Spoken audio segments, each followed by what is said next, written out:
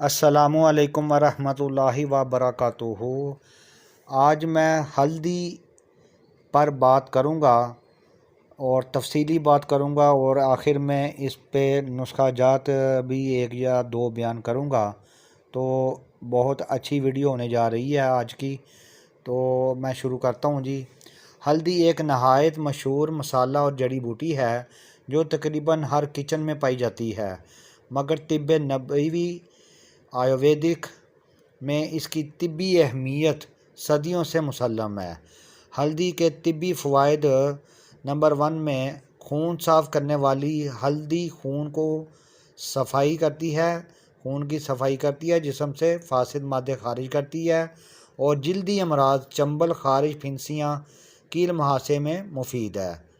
اس میں موجود کرکیومن سوزش اور ورم کو کم کرتا ہے، جوڑوں کے درد، گینٹیا اور پٹھوں کے کھچاؤ میں فائدہ مند ہے۔ ہلدی جراثیم کش ہے، زخموں کو جلد بھرنے میں مدد دیتی ہے اور انفیکشن سے بچاتی ہے۔ معدہ و جگر کے لیے مفید ہے۔ ہلدی ہاضمہ بہتر کرتی ہے، جگر کی کارکردگی بڑھاتی ہے اور سفرہ کی رطوبت کو متوازن کرتی ہے۔ سانس کے امراض میں مفید ہے۔ دمہ، کھانسی اور زکام میں ہلدی کی بھاپ یا دودھ کے ساتھ ہلدی کا استعمال سانس کی نالی کو صاف کرتا ہے۔ کولیسٹرول اور دل کے لیے بہت اچھی ہے۔ طبی کتابوں میں ہلدی کو خون پتلا کرنے والی اور دل کی شریانوں میں چکنائی کم کرنے والی دوا کے طور پر بیان کیا گیا ہے۔ قوت مدافعت بڑھانے والی ہلدی مدافعتی نظام کو مضبوط بناتی ہے، موسمی بیماریوں سے بچاتی ہے، کینسر سے بچاؤ میں معاون ہے، اور اس کے ایک میں بہترین نسخہ بیان کرتا ہوں جوڑوں کے درد اور سوزش کے لیے۔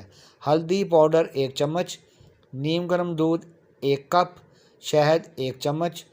اس کا طریقہ کار یہ ہوگا: ہلدی کو نیم گرم دودھ میں ملا کر رات سونے سے پہلے پی لیں۔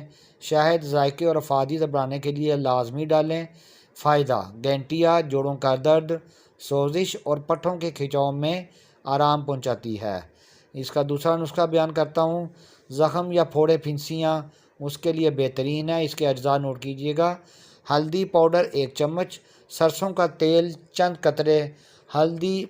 طریقہ استعمال: ہلدی کو تھوڑے سے سرسوں کے تیل میں ملا کر اس کا لیپ بنا لیں اور متاثرہ جگہ پر لگائیں۔